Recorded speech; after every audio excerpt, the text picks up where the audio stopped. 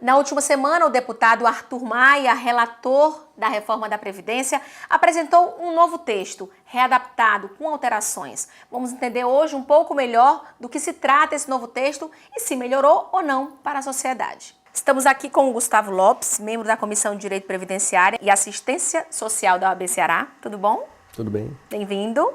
E com Áquila Leite, que retorna aqui à TV OAB. Prazer. Obrigada, Áquila.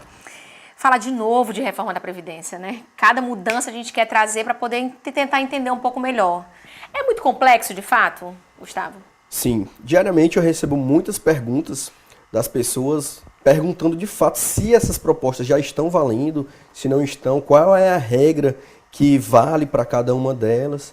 E isso realmente causa muita confusão na cabeça da população.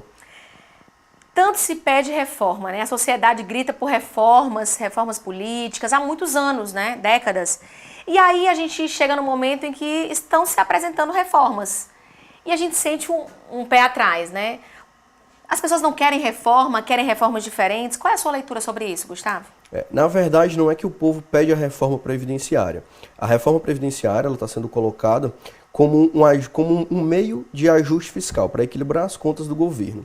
No entanto, essa reforma ela não pode ser feita de uma forma que somente se retire direitos da população, ou seja, direitos do trabalhador.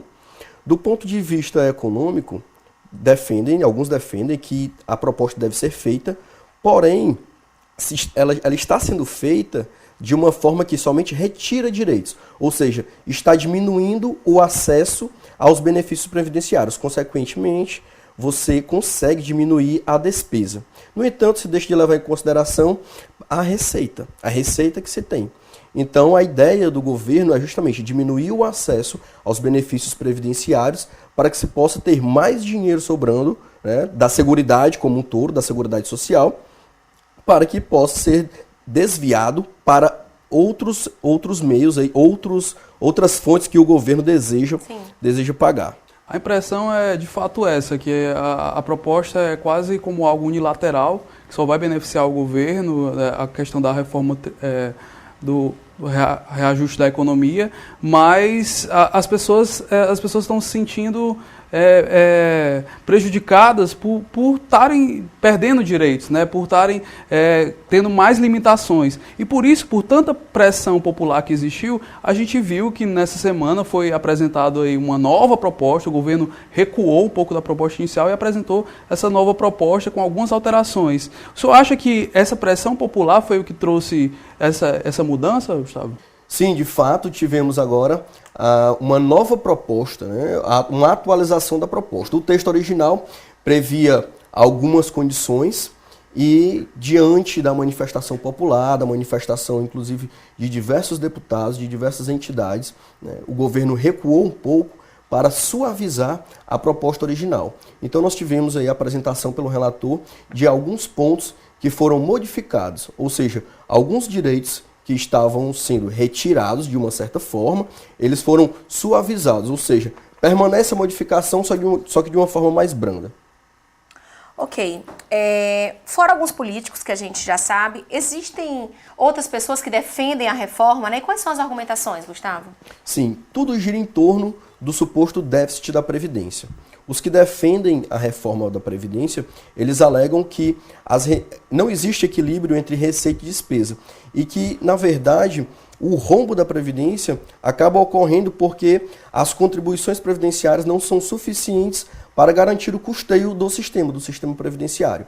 Então, quem defende a reforma da Previdência olha deste ponto.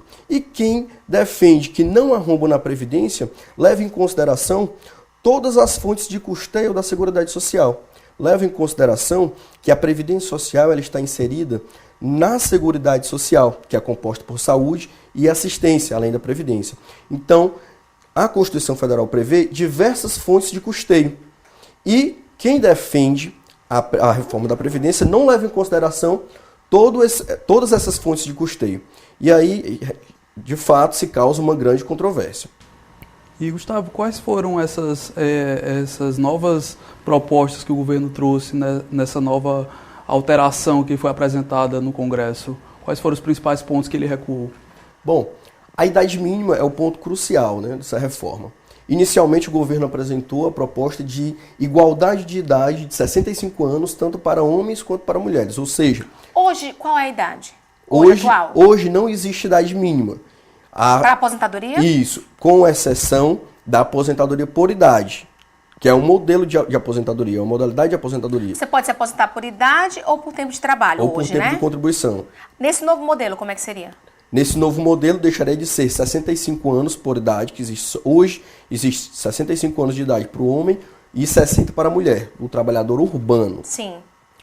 A nova proposta, a proposta que foi atualizada agora pelo governo, ele traz uma idade mínima de 53 anos para a mulher e de 55 para o homem, a partir de 2018. O tempo de trabalho continuaria sendo considerado? O tempo de trabalho mínimo para aposentadoria por idade hoje é de 15 anos, que é a carência, é o tempo mínimo de contribuição. Hoje? No novo texto. Na proposta inicial é de 25 anos. O tempo mínimo de contribuição, 25, aumenta 10 anos. Então o tempo mínimo foi elevado e nessa atualização que tivemos nessa semana, ela permanece em 25 anos. 25 anos. Um detalhe a se colocar é que a idade mínima, ela se inicia, nessa nova proposta, ela se inicia 53 anos para a mulher e 55 para o homem e sendo elevada gradativamente a cada 2 anos. A cada 2 anos a idade mínima eleva 1 ano. Isso vai para a mulher até 2036 e para o homem até 2038, quando se chega na idade de 62 anos a mulher e de 65 para o homem. Teve alteração nas regras de transição também, né? Isso, exatamente. A regra de transição, inicialmente, ela foi colocada de que forma? Para aqueles trabalhadores, tanto homem e mulher, né, os trabalhadores urbanos. Por exemplo, eu vou dar um exemplo aqui para facilitar. A mulher que iria se aposentar com 30 anos de contribuição, vamos supor que na data da promulgação da emenda, ela tinha 28 anos de contribuição, ou seja, faltavam 2 anos. Ela teria que contribuir mais 50%, ou seja, pagar um pedágio de mais 50% do tempo que faltava. Então, ao invés dela trabalhar mais 2 anos, ela teria a possibilidade de trabalhar, ela teria que trabalhar, na verdade, 3 anos. Isso para a mulher a partir de 45 anos. E então se colocou uma grande discussão em torno disso, porque as pessoas que tinham menos de 45 anos, por uma diferença de 1 mês, não entrariam nessa regra de transição. Então, na nova proposta que foi colocada, todos podem entrar na regra de transição, contribuindo a mais, com 30%, trabalhando a mais 30% para poder ter direito à aposentadoria por tempo de contribuição. Então, independeria da idade. Né? Podemos considerar um avanço esse novo texto?